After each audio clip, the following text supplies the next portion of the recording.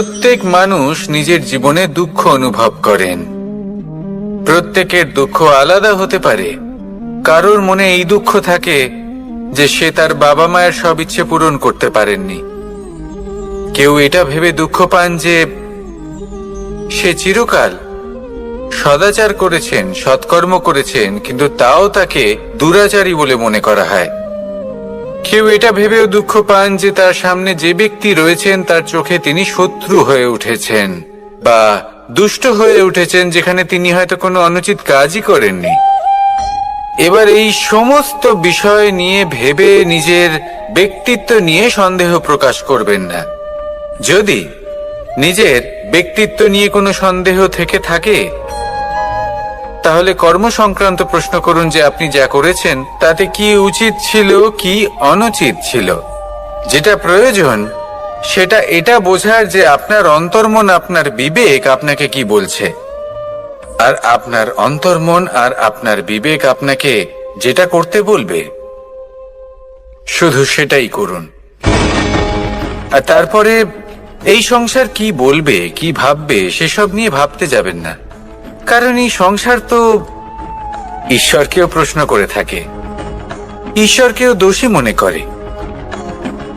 কখনো কখনো যখন কোনো ঘটনা মানুষের ইচ্ছা অনুযায়ী ঘটে না, তখন মানুষ এটা বলে যে হে ঈশ্বর, আপনি আমার পাশে থাকলেন না, আপনি বড়ই কঠোর, এটা আপনার দোষ। যেখানে বেশিরভাগ সময় হয়তো সে নিজেই নিজের কর্মফল ভোগ করছে। আর কখনো কখনো ঈশ্বর হয়তো তার জন্য আরো ভালো কোনো পরিকল্পনা করে রেখেছেন, কিন্তু মানুষ সেটা বুঝতে পারে না।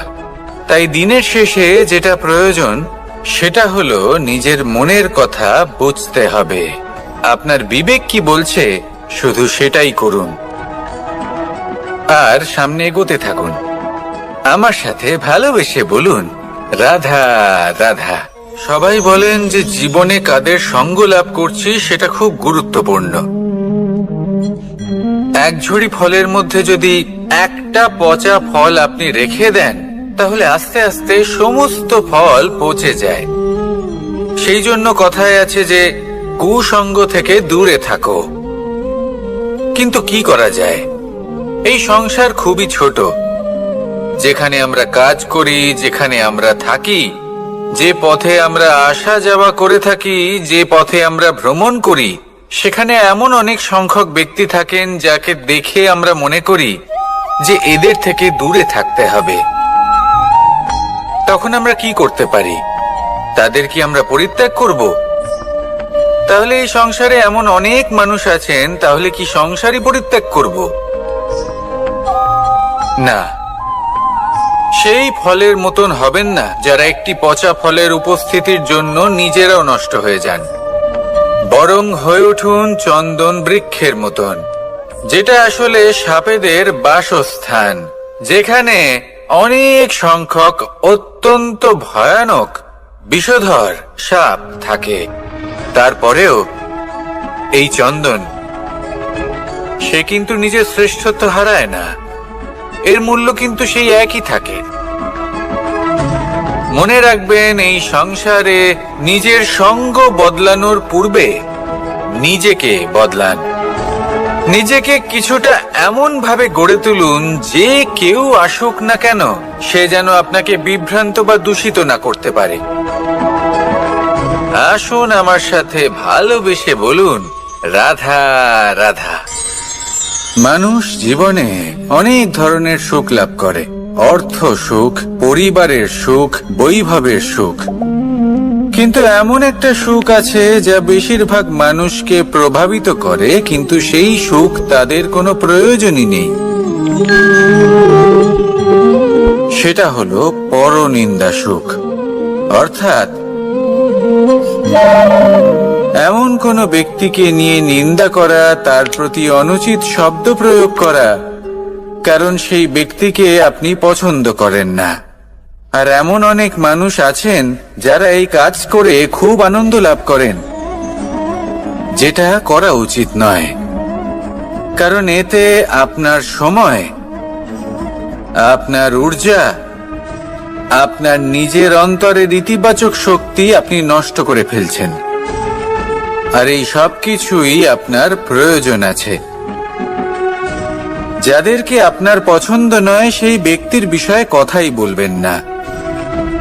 সেই সব ব্যক্তির দিকে মনোনিবেশ করুন যাদের আপনি ভালোবাসেন। সেই সব কাজে মন দিন যেগুলো আপনার ভালো লাগে। সেই বস্তুর দিকে নজর দিন যেগুলো আপনার প্রিয়, নিজের লক্ষ্যের দিকে, এই সব কিছুর দিকে নয়। এমনটা করলে আপনার জীবনে আপনি সেই সব বস্তুর দিকে নজর দিতে পারবেন যারা প্রকৃত অর্থে আপনার জীবন আরো শ্রেষ্ঠ করে তোলে। এমনটাই করুন, জীবন আরো অনেক বেশি সুন্দর হয়ে উঠবে। আর তখন এই মন প্রসন্ন হয়ে বলবে, রাধা রাধা। আজ আমরা আবার সাফল্য আর অসফলতার বিষয়ে কথা বলবো। সফল ব্যক্তি কে হয় এবং অসফল ব্যক্তি কে হয়, এই বিষয়ে আমরা আগে অনেকবার কথা বলেছি। প্রত্যেক ব্যক্তি সাফল্য লাভ করতে চান, কিন্তু প্রত্যেক ব্যক্তি সাফল্য লাভের এই কাজে সফল হতে পারেন না। এবার এটা কেন হয়, এর পেছনে কারণটা কি? কারণ হলো ভয়। সফল ব্যক্তি হলেন তিনি যিনি নিজের সিদ্ধান্ত দ্বারা এই সমস্ত সংসারকে বদলে দিয়ে থাকেন, এবং অসফল ব্যক্তি হলেন তিনি যিনি এই সংসারকে দেখে এর বিষয়ে ভেবে নিজের সিদ্ধান্ত বদলে ফেলেন। প্রয়োজন হলো নিজের লক্ষ্যের বিষয়ে ভেবে দেখার, পথের বিষয়ে ভেবে দেখার। একবার যদি আপনি পথ নির্বাচন করে থাকেন, সেই পথে অগ্রসর হতে থাকুন আর তাতে অটল থাকুন। সবসময় দৃঢ় প্রতিজ্ঞ হন। আপনি যদি কোনো পথে টিকে থাকেন আর নিরন্তর পরিশ্রম করতে থাকেন, তবেই আপনার জীবনে সাফল্য আসবে। যদি কথায় কথায় লোকে কি ভাববে, লোকে কি বলবে, এ কথা ভেবে নিজের সিদ্ধান্ত পাল্টান, তাহলে কখনো নিজের লক্ষ্যে পৌঁছতে পারবেন না। আসুন আমার সাথে ভালোবেসে বলুন, রাধা রাধা। মানুষের 6টি বড় শত্রু রয়েছে, আর এরা অন্য কোথাও নয়, বরং মানুষের অন্তরেই বাস করে। এই 6টি শত্রু হলো কাম, ক্রোধ, মোহ, লোভ, ঈর্ষা আর অহংকার। কিন্তু এরা কি চিরকাল আপনার শত্রু হিসেবেই থেকে যায়? এদেরকে নিজের বন্ধু করে তোলা কি সম্ভব নয়? ভেবে দেখুন না। এবার যদি কথা বলি কাম নিয়ে, অর্থাৎ কামনা করা, তাহলে মানুষ যদি জীবনে কামনা করতে থাকে তাহলে সন্তোষের অনুভূতি লাভ করতে পারে না। কিন্তু এই কামনাই মানুষের বন্ধু হয়ে উঠতে পারে। কিভাবে? ধরুন, যদি মানুষ ভাবে আমি আরো অনেক বেশি শ্রেষ্ঠ ব্যক্তি হয়ে উঠতে চাই, আর তার জন্য কর্ম করে, পরিশ্রম করে, তাহলে ভবিষ্যতে গিয়ে শ্রেষ্ঠ ব্যক্তি হয়ে উঠতে পারে কামনার কারণে। অর্থাৎ এই কামনাই ওর বন্ধু হয়ে ওঠে। কিন্তু ধরুন কোনো মানুষ যদি চায় সে শ্রেষ্ঠ ব্যক্তি হয়ে উঠবে, কিন্তু তার জন্য না কোনো কর্ম করছেন আর না কোনো পরিশ্রম করছেন, আর অধর্মের পথে চলতে শুরু করে দেন, তাহলে এই কামনাই তার শত্রু হয়ে উঠতে পারে। এবার যদি এই কামনাকে নিজের বন্ধু করে তুলতে হয়, তাহলে নিজের নির্বাচনে বিচক্ষণ হতে হবে, নিজের মস্তিষ্কের ওপর নিয়ন্ত্রণ রাখতে শিখতে হবে। সেটাই করুন আর আমার সাথে ভালোবেসে বলুন, রাধা রাধা। আজ আমরা মানুষের আরো একটি শত্রুর বিষয়ে কথা বলবো, যার নাম হলো লোভ। যে কোনো বস্তুকে অত্যাধিক লাভ করার যে বাসনা, যতটা লাভ করেছি ততটা যথেষ্ট নয়, আমার আরো চাই, আরো চাই, একেই বলে লোভ। এবার এই লোভ আপনার জীবনে শুভ না অশুভ, আপনার মিত্র নাকি আপনার শত্রু, সেটাও নির্ভর করছে আপনার উপর। যেমন ধরুন, কোনো ব্যক্তির অসম্ভব ধনের লোভ, সে সেটা অর্জন করছে আর সেটা সংগ্রহ করছে, আর সেটা লাভ করার জন্য সে অনৈতিক কাজ করছে। যদি এই সব হতে থাকে তাহলে লোভ কিন্তু আপনার পক্ষে অত্যন্ত ক্ষতিকারক। কিন্তু যদি সেই ব্যক্তি ধরুন ধন অর্জন করছেন, তার সাথে নীতিও পালন করছেন, আর সংগ্রহ করার পরে সেটা সংসারে ছড়িয়ে দিচ্ছেন, যদি এমনটা হয় তাহলে এই লোভ আপনার বন্ধু হয়ে উঠতে পারে। যদি আপনার সৎসঙ্গ লাভ করার, সৎকর্ম করার লোভ থাকে, তাহলে আপনি কখনো একা থাকবেন না। যদি ভালোবাসা প্রদান করার লোভ থাকে, এই সংসারকে সাহায্য করার লোভ থাকে, তাহলে এই লোভ যা সংসারের শত্রু, সেটা কিন্তু আপনার সাথে পরমাত্মার মিলন ঘটাতে পারে। এবার এই লোভকে নিজের মিত্র করে তুলবেন নাকি শত্রু করে তুলবেন, সেই সিদ্ধান্ত আপনারই। আসুন আমার সাথে ভালোবেসে বলুন, রাধা রাধা। কখনো এই প্রকৃতির দিকে তাকিয়ে থাকবেন। এই প্রকৃতি অনেক ধরনের শিক্ষা দেয়। কোন একটা গাছকে দেখুন, কিভাবে সে মাটি থেকে জল শুষে নেয়। সে ঝড় হোক বা হোক কড়া রোদ, সব সহ্য করে এবং অবশেষে সে ফল ধারণ করে। আর সেই ফল উৎপন্ন করার পরে সে ফল কিন্তু সে নিজে গ্রহণ করে না, এই সংসারকে প্রদান করে, যাতে পশু পাখি মানুষ তারা এই ফল গ্রহণ করে শক্তিশালী হয়ে উঠতে পারে, সুস্থ থাকতে পারে। সেভাবেই নদী, সরোবর এরা নিজেরাও কিন্তু নিজেদের জল গ্রহণ করে না, মাটিকে প্রদান করে, পশু পাখিকে প্রদান করে। সূর্য নিজেও নিজের জন্য প্রজ্বলিত হয় না, সে প্রকাশ ছড়িয়ে দিতে চায় আমাদের সবার কাছে, সে আলো পৌঁছে দিতে চায়। এই প্রত্যেকের কর্মে পরমার্থ নিহিত আছে, আর সেই জন্যই এদের সকলকে পুজো করা হয়। তাই মনে রাখবেন, আপনার কাছে জীবন যাপনের অতিরিক্ত যা কিছুই আছে তা পরমার্থের জন্য। তাহলে তার সদ্ব্যবহার করুন আর আমার সাথে ভালোবেসে বলুন, রাধা রাধা। পরিবর্তন, এটা হলো সৃষ্টির অমূল্য নিয়ম। এই সংসারে সবকিছু সময়ান্তরে পরিবর্তিত হয়, এই সময়ও পরিবর্তিত হয়। পরিবর্তন চিরকাল হয়ে এসেছে আর চিরকাল হতে থাকবে। কিন্তু এবার আমরা সেই পরিবর্তন কিভাবে লাভ করব, যেটা আমাদের প্রয়োজন, যেটা আমরা চাই। আমরা জীবনে বিকাশ চাই। এই বিকাশ কিভাবে লাভ করতে পারি? এই প্রকৃতি কিন্তু আমাদের অত্যন্ত উত্তম উদাহরণ দিয়ে বুঝিয়েছে। একটি বিন্দুর উদাহরণ দিয়েছে, যা ভবিষ্যতে একটা বিশাল নদীর আকার ধারণ করে। এটা কিভাবে হয়? মেঘ থেকে একটি বিন্দু ঝরে পড়ে সেই পর্বতের ওপর যেখানে হিম আছে। সেই হিমের সংস্পর্শে আসা মাত্র সেই বিন্দুর সাথে আরো বেশ কিছু বিন্দু যুক্ত হয়।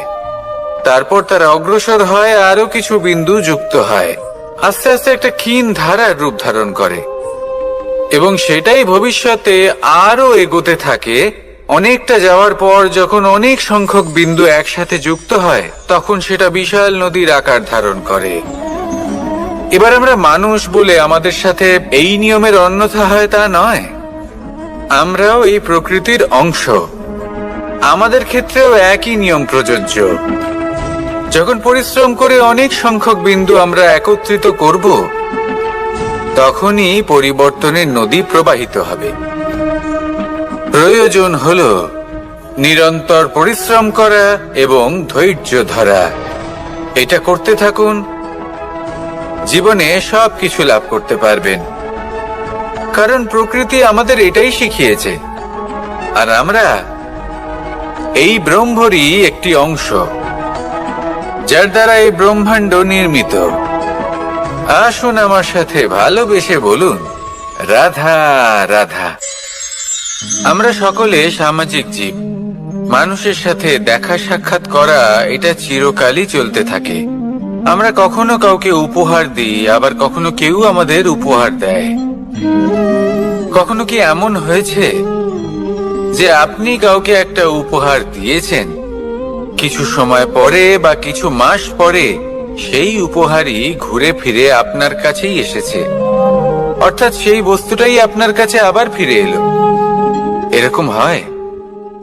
ছেলেবেলায় একদিন একজনের বিবাহ ছিল, তখন মা তাকে একটা উপহার দিতে চাইছিলেন। তাই তিনি একটা পোশাক বানালেন আর সেটাকে সুসজ্জিত করছিলেন। আমি দেখলাম আর জিজ্ঞেস করলাম যে, মা, এই পোশাক এত সুসজ্জিত করার কি আছে? তখন মা বললেন যে, কানাই, কখনো কাউকে এমনই উপহার দেবে, এমন প্রকারে দেবে যে সেটা যদি আবার ঘুরে ফিরে তোমার কাছে ফিরে আসে, তাহলে যেন তোমার খারাপ না লাগে। এটাই কিন্তু হয় আমাদের ব্যবহারের সাথে, কর্মের সাথেও এবং আমাদের কথার সাথেও। তেমনই আচরণ করবেন যে আচরণ আপনি সহ্য করতে পারবেন। যদি মুখ থেকে কটু কথা বেরোতে থাকে, তখন নিজেকে সংযত করে নিন। সেই শব্দই প্রয়োগ করুন যেটা আপনি তার বদলে শুনতে চাইবেন, এবং আপনার দুঃখও হবে না, কারণ আপনার কর্ম এমন একটা উপহার যেটা আবার ঘুরে ফিরে ফলস্বরূপ আপনার কাছেই আসবে। সেই জন্য নিজের আচরণ শুভ করুন, নিজের মানসিকতা শুভ করুন, নিজের মুখ থেকে মধুর বাণী নিঃসৃত করুন, আর এইভাবেই মধুর ভাবে বলুন, রাধা রাধা। এই সংসারে প্রত্যেকটা জিনিসের নিজস্ব একটা বিশেষত্ব আছে, আর তার বিশেষত্বর জন্যই তাকে বিশেষ গুরুত্ব দেওয়া হয়। যদি কথা বলি অস্ত্রের, যেমন তরোয়াল নির্মাণ করা হয়েছে রক্ষার জন্য। কত তাড়াতাড়ি সে সামনে উপস্থিত শত্রুকে নিধন করতে পারে। এবার এই তরোয়ালের কোন গুণটা দেখা প্রয়োজন? সেটার ধার। সেই বস্তুটি নয় যার মধ্যে এই তরোয়াল রাখা হয়। সেইভাবেই যদি আমি কথা বলি বাণের, তাহলে এটা প্রয়োজনীয় নয় যে সেই বাণ কতটা তীক্ষ্ণ, কতটা বলশালী। এটা দেখা প্রয়োজন যে তার আকারটা কেমন। সে কি বাতাস ভেদ করে নিজের লক্ষ্যে পৌঁছতে পারবে? সেটা বেশি গুরুত্বপূর্ণ। সেই জায়গাটা নয় যেখানে সেই বাণ রাখা হয়। ঠিক সেইভাবেই যদি আপনি কোনো মানুষেরই মূল্য বুঝতে চান, তাকে পরখ করে দেখতে চান, তাহলে তার জাতি, তার ধর্ম, তার রূপ, তার আকার, সেগুলো দেখে তাকে পরখ করতে চেষ্টা করবেন না। তাকে পরখ এই সব কিছুর ভিত্তিতে করবেন না। তার স্বভাবটা দেখুন, তার গুণ দেখুন, তার প্রতিভা দেখুন, তার কর্ম দেখুন, কারণ এটাই সেই ব্যক্তির আসল পরিচয়। এটাই হলো তার অস্তিত্ব। যখনই আপনি কোন নর্তককে শ্রেষ্ঠ নৃত্য প্রদর্শন করতে দেখেন, তখন আপনি কিন্তু এটা ভাবেন না যে সে কোথা থেকে এসেছে, সে কি খায়, ওর বন্ধু বান্ধব কারা। আপনি তার নৃত্য দেখেন, ওর শিল্প দেখেন, সেটারই প্রশংসা করেন, সেটাকেই সম্মান করেন। সেইভাবে এই সংসারে সকলকে সম্মান করুন। আর এই সম্মানের আধার হওয়া উচিত তার গুণ, তার স্বভাব, তার কর্ম, তার রূপ আর তার বেশভূষা নয়। আসুন আমার সাথে ভালোবেসে বলুন, রাধা রাধা। এই সংসার বলে যে কৃষ্ণ হলো মহাযোগী। কেউ বলে যে কৃষ্ণ হলো সাংখ্য যোগের প্রবর্তক, কেউ বলে ভক্তি যোগের, কেউ বলে জ্ঞান যোগের, কেউ কেউ এটা মনে করেন যে অষ্টাঙ্গ যোগের প্রভু হলাম আমি। কিন্তু এই যোগ আসলে কি? যোগ বিষয়টাকে বোঝা খুব একটা কঠিন নয়, কিন্তু সেই যোগকে নিজের যাপনের অংশ করে তোলা হলো অত্যন্ত কঠিন, আর তার জন্য প্রয়োজন অভ্যাস। যোগ শব্দটার অর্থ হলো যুক্ত করা, আর এটা আমি ছোটবেলায় শিখেছিলাম। যখন আমার মাখন খেতে ইচ্ছে করত আর মা মাখনের সেই হাঁড়িটা ওপরে টাঙিয়ে রাখতেন, তখন আমরা ভাবতাম যে অত দূরে পৌঁছবো কি করে। তখন আমরা যোগের বিষয়ে জানতে পারলাম, আর তখন জানতে পারলাম যে সব থেকে গুরুত্বপূর্ণ যোগ আসলে কি? সহযোগিতা, সাহায্য। আমরা সব সখারা একসাথে জড়ো হতাম, একে অপরের পিঠের উপর উঠে দাঁড়াতাম, আর তারপর আমরা ওই মাখনের হাঁড়ির কাছে পৌঁছতে পারতাম, আর তারপর আমরা সবাই মিলে সেই মাখন ভাগ করে খেতাম। সহযোগিতা, এটা অত্যন্ত গুরুত্বপূর্ণ। পাণ্ডবরাও মহাভারতে এটাই করেছিলেন। ওনাদের সাথেও কেউ ছিল না, একে অপরকে সাহায্য করে ওনারা অনেক বীরদের একত্রিত করেছিলেন। তারপর অবশেষে মহাভারতের এই মহাযুদ্ধে ওনারা জয়লাভ করেছিলেন। রামায়ণে রাম এবং লক্ষ্মণের সাথে কেউ ছিল না। সহযোগিতার মাধ্যমে ওনারা ভাল্লুক আর বানর সেনাকে একত্রিত করেছিলেন, আর এই সংসারের সব থেকে প্রবল রাক্ষস রাবণকে বধ করেছিলেন। মনে রাখবেন, একসাথে মিলে যদি আপনারা কর্ম করতে শেখেন, তাহলে এই সংসারে এমন কিছুই নেই যেটা আপনি অর্জন করতে পারবেন না। আসুন আমার সাথে ভালোবেসে বলুন, রাধা রাধা। কর্ম এবং ফল। মানুষের স্বভাব হলো এটাই যে তিনি নিজের প্রত্যেক পরিশ্রমের প্রতিফল প্রার্থনা করেন। বেশিরভাগ সময় এই ফলাফলের চিন্তা করতে করতে, কল্পনা করতে করতে উনি কর্ম করতে থাকেন যে আমি এই কাজটা করলে এই ফল পাবো। সেই সব কল্পনা করতে থাকেন যা না তার হাতে আছে, না আছে অধিকার, আর না আছে নিয়ন্ত্রণ।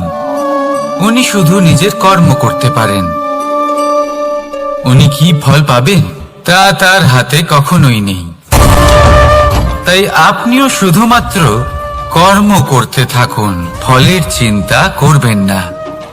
মনে রাখবেন, শিকড় এবং শাখা যেভাবে একে অপরের সাথে জড়িয়ে, সেইভাবেই একে অপরের সাথে জড়িয়ে কর্ম এবং ফল। যেরকম কর্ম আপনি করবেন, সেরকম ফল আপনি অবশ্যই পাবেন। তাই এই ফলের আশায় কর্মের সময় কখনোই নষ্ট করবেন না, কারণ যে ব্যক্তি সময় নষ্ট করেন, সময় সেই ব্যক্তিকে অবশ্যই নষ্ট করে দেয়।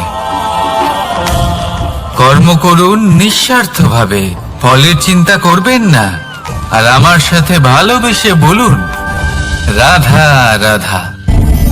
কর্ম এবং ফল।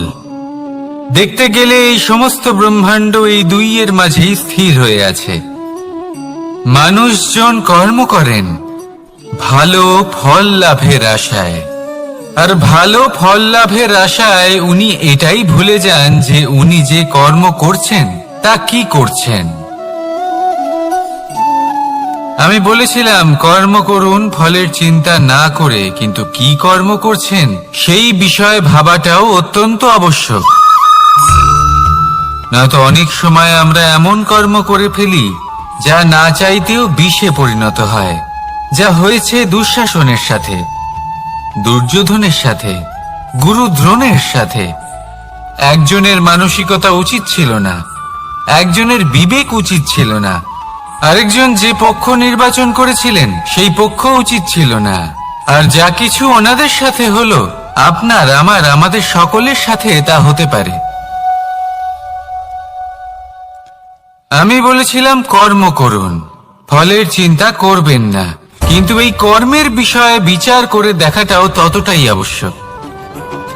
দেখুন, কর্ম করার উচিত প্রক্রিয়া ফলের চিন্তা না করা, কিন্তু যদি আপনার কর্ম শুভ হয় তাহলে তার ফলও নিয়তি আপনাকেই দেবে। সর্বদা কর্ম করার সময় এটা ভাবুন যে আপনার এই কর্ম এই সংসারকে, এই সমাজকে, আপনার পরিবারকে, আপনার আশেপাশের মানুষজনকে কোন দিশায় নিয়ে যাবে। যদি এটা সবার জন্য মঙ্গলময় হয় তাহলে কর্ম করতে থাকুন। আর হ্যাঁ, নিশ্চিত রূপে ফলের চিন্তা করবেন না। আসুন আমার সাথে ভালোবেসে বলুন, রাধা রাধা।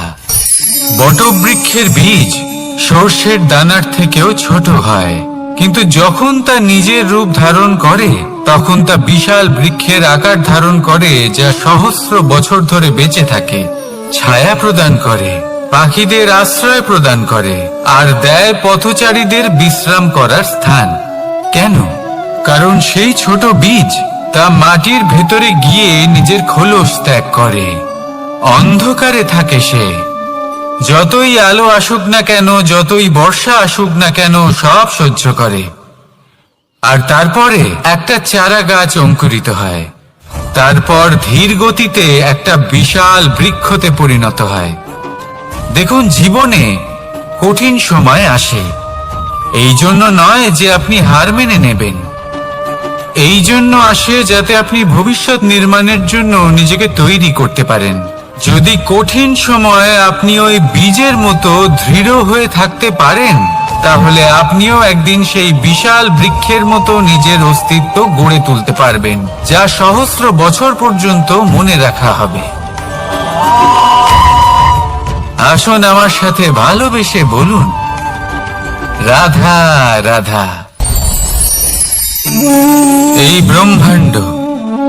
এই ব্রহ্মাণ্ড কত বৃহৎ, তাই না? যার সম্মুখে এই পৃথিবীকেও একটা বিন্দুর মতো মনে হয়। আর এই পৃথিবীতে আমরা কে হই, আমাদের আকার কিরকম, আমাদের অস্তিত্বই বা কি? যখন আমরা এভাবে ভাবি তখন মনে হয় আমরা কিছুই নই। তা আমরা যখন কিছুই নই, তাহলে আমরা এত চিন্তা করি কেন?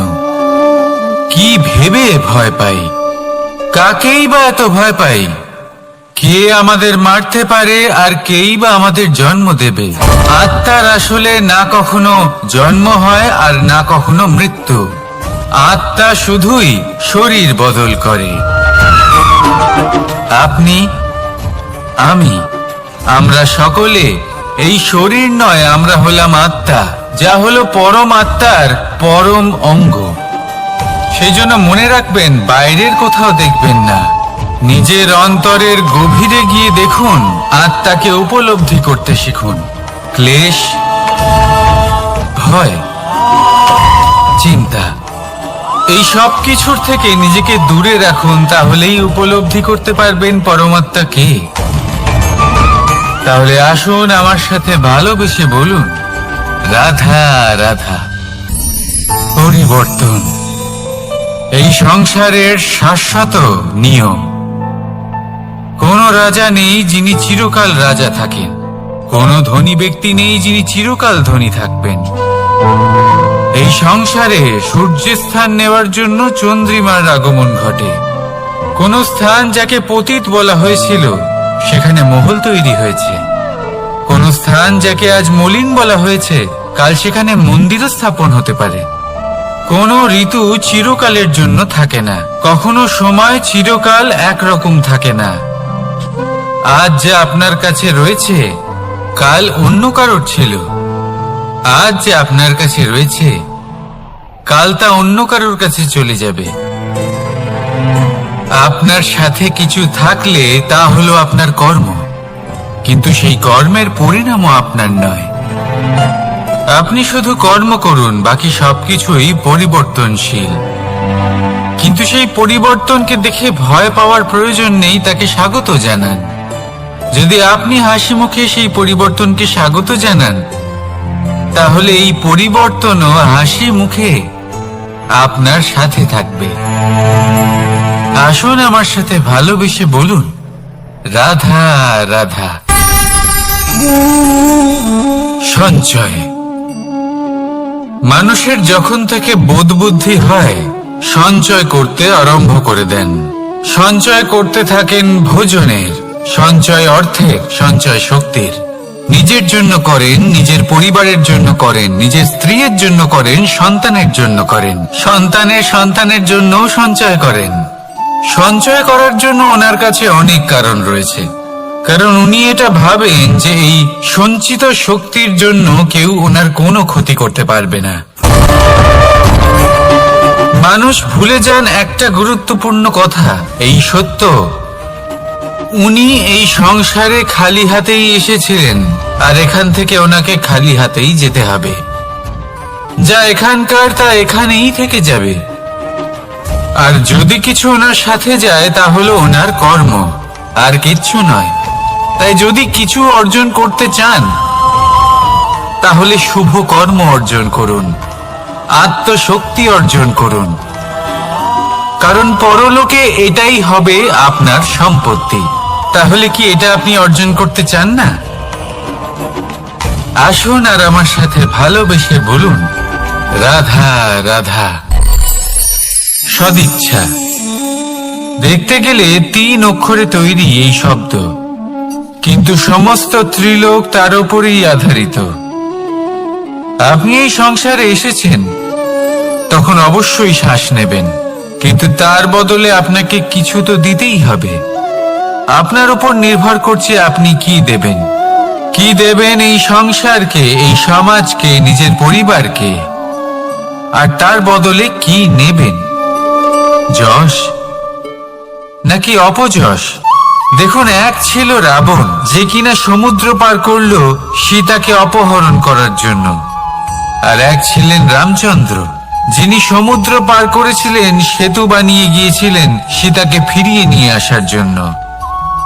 দুজনেই সমুদ্র পার করেছিলেন, শুধু পার্থক্য ছিল সদিচ্ছাকে বোঝার, লক্ষ্যের।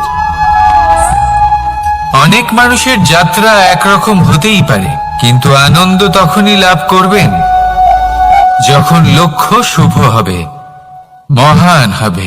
এই লক্ষ্য দিয়ে এই সংসারের কল্যাণ হবে এবং মানুষের সম্মান হবে। যদি আপনার সংকল্প উচিত হয় তাহলে আপনার লক্ষ্য উচিতই হবে, নয়তো শুধুমাত্র বিনাশ হবে। আর উচিত এটাই হবে যে বিনাশের হাত থেকে যেন নিজেকে বাঁচানো যায়, কি বলেন? তাই জীবনে যে লক্ষ্য স্থির করছেন, মনে রাখবেন তা যেন শুভ লক্ষ্য হয়। যদি এরকম হয় তাহলে আপনার যাত্রা, আপনার জীবন দুটোই শুভময় হবে। আসুন আর আমার সাথে ভালোবেসে বলুন, রাধা রাধা। সুরক্ষা। এই সুরক্ষা আসলে কি? এটা কি কোনো কবচ নাকি কোনো সীমা? এই সুরক্ষা আসলে অন্য কিছু।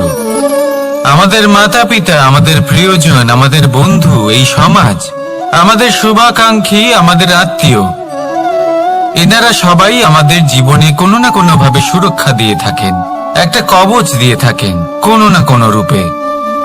কিন্তু দেখতে গেলে আমাদের পরাক্রমের পথে, আমাদের বীরত্বের পথে, আমাদের সাহসের পথে এই সুরক্ষাই সব থেকে বড় বাধা হয়ে দাঁড়ায়। একবার ভেবে দেখুন, যদি আপনি কোনো সুরক্ষাই না পান, বা যদি আপনি এই সুরক্ষা ভেঙে বাইরে আসতে পারেন, তাহলে আপনার বীরত্ব চরম সীমায় পৌঁছে যায়। কেন? কারণ তখন আপনি জানেন যে এই সংসারের সম্মুখীন আমাদের নিজেদেরই হতে হবে। আপনি বুঝে যান যে শত্রুর সম্মুখীন এবার নিজের বলের দ্বারা, নিজের পরাক্রমের দ্বারা, নিজের সাহসের দ্বারা করতে হবে। আর তখন আমাদের মনের মধ্যে এই শক্তি জাগ্রত হয়।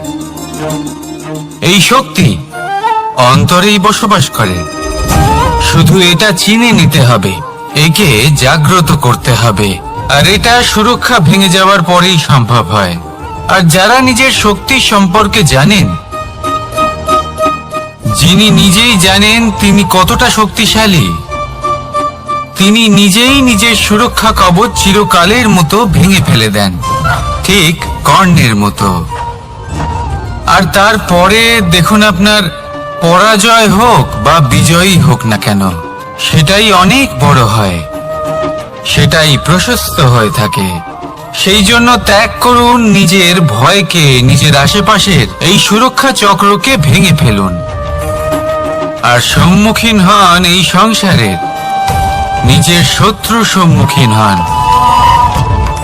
পরাক্রমের এই অঙ্কুর, তা অঙ্কুরিত হওয়ার জন্য বীজের উপরের এই কবচ, এটা ভেঙে যাওয়া অতি আবশ্যক। আসুন আমার সাথে ভালোবেসে বলুন, রাধা রাধা। যখন আমরা হাঁটতে থাকি আর আমাদের পায়ে কাঁটা বিঁধে যায়, তখন মুখ দিয়ে আহ বেরিয়ে আসে, কান্না চলে আসে, আর অনেক সময় অভিশাপও বেরিয়ে আসে। কিন্তু আমরা কি কখনো এটা এইভাবে দেখেছি, এইভাবে ভেবেছি যে আমরা যে পথে চলেছি সেই পথে কাঁটা বিঁধেছে, নাকি আমরা সেই পথ নির্বাচন করেছি যাতে শুধুই কাঁটা রয়েছে? নাকি আমরা এভাবে ভেবে দেখেছি যে এই কাঁটা আমাদের কষ্ট দিতে এসেছে, নাকি এটা আমরাই বিছিয়ে রেখেছিলাম? সাবধান থাকা উচিত ছিল, কারণ কাঁটা বিঁধলে যন্ত্রণা হবে, চিৎকার করে ফেলতে পারি, মুখ থেকে অভিশাপও বেরিয়ে আসতে পারে। কিন্তু এই অভিশাপ শুধুমাত্র আমাদের তরফ থেকে অভিশাপ হয়, সামনের ব্যক্তিটির ওপরও নির্ভর করে। এবার সেই ব্যক্তি যদি এমন হয় যে ফুল আর কাঁটা এই দুই সমানভাবে গ্রহণ করতে পারে, তার কাছে অভিশাপও বরদানে পরিণত হয়। শেষ পর্যন্ত ব্যাপারটা দাঁড়ায় ভাবনা, চিন্তা, দৃষ্টিভঙ্গির ওপর। কারণ আপনার এই ভাবনাই সত্যি হয়ে সামনে আসে। সেই জন্য এই ভাবনা, চিন্তা, মানসিকতাকে গুরুত্ব সহকারে দেখবেন। এই বিবেচনা নিয়ে বিবেচনা করতে শিখুন। আমার কথার অর্থ হলো যে জীবনে যখন এরকম কিছু একটা ঘটবে, তখন ভেবে দেখুন যে এরকম কেন হলো। আপনি কি এমন কোনো কর্ম করেছিলেন যার কর্মফল এটা?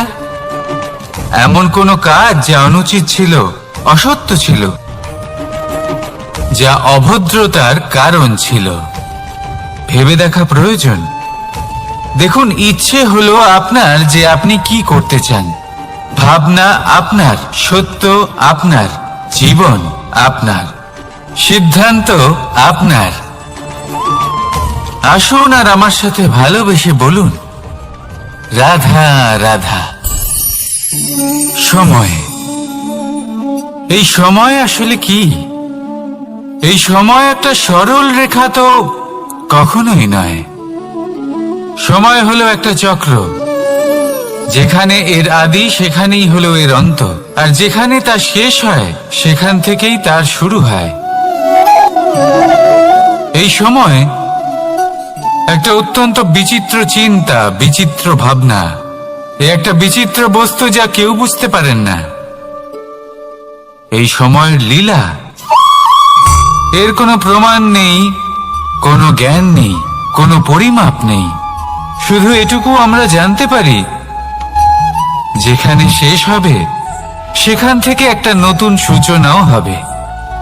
যা আজ আপনার কাছে আছে, কাল অন্য কারোর কাছে যাবে, তারপরে তার কাছ থেকেও অন্য কারোর কাছে যাবে, তারপরে তার থেকেও ছিনিয়ে নেওয়া হবে। এই নিয়তির একজনের কাছ থেকে অন্যজনের কাছে আদান প্রদানের এই সময় হলো আপনার সময়। এই সময়ের সদ্ব্যবহার করুন, এই সময়কে বাঁচুন।